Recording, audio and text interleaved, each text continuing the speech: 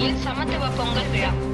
தமிழர்களின் பாரம்பரிய விழாவான பொங்கல் விழாவிற்கு இன்னும் 2 நாட்கள் உள்ள நிலையில் தஞ்சாவூர் மாவட்டம் பாபநாசம் அருகே வழுத்தூர் சவுக்கத்துல் இஸ்லாம் ஆரம்ப பள்ளியில் சமத்துவ பொங்கல் விழா கொண்டாடப்பட்டது.